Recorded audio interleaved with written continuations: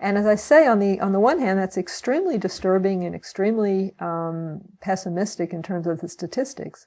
But it's also one of the most optimistic areas that we have, because we have new technologies, new research, tremendous progress is being made, and a real sense that this, interestingly, is one of those problems that we probably will be able to, if not fix, at least take a big bite out of, ultimately, through our advances in understanding what the underlying etiologies are, how these problems come to be from the neurobiological point of view, from the sociological point of view, from the psychological effects that they have on children.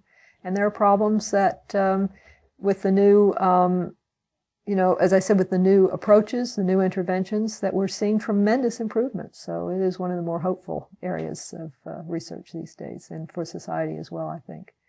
Can we teach all children to read by 3rd grade?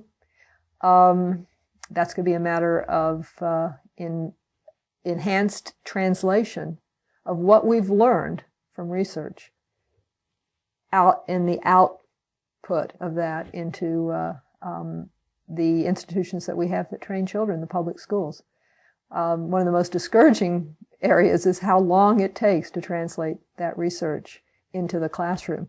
But as I said, the hopeful area is that it is really beginning to happen, and with tremendous improvements being seen. As a final kind of wrap up here, give you one more chance for a sentence or two on reading that you feel good about. And then finally, imagine that you have a sentence or two that you could talk to teachers. If there was teachers and parents, people that are actually working with children who are witnessing the struggle that children are going through, is there anything that you think that's in you to say to them that's kind of short, that might be helpful in reframing or otherwise directing their efforts? Well, I think that for teachers, can you put it to me in a question, and then I can try to answer it as a question? There's one thing. Is there any one thing you'd like to tell teachers? Oh, if there's one thing I'd like to tell teachers is to, I think that there's a tremendous amount of information that they are seeking, that they really want, on how the brain learns, and particularly how the brain learns language and reading, that can be obtained on the web these days.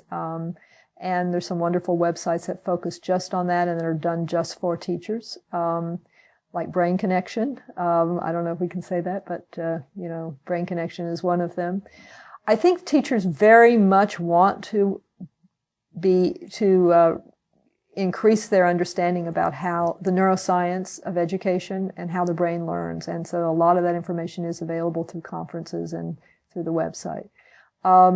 I think the other thing I would say to teachers is to trust your instincts on the whole. They're excellent. And to seek out those new technologies that can be real aids to you in helping the children who are really struggling to crack the code. If there was something that you could have done to help many of these children, I know that it would have been done. I mean, it's not for lack of trying. That leads me to believe that there's certain things that need the aid of technology to really facilitate in partnership with good teaching to help many of these children who are struggling. Excellent. Thank you so much. You're welcome. Wonderful. Okay.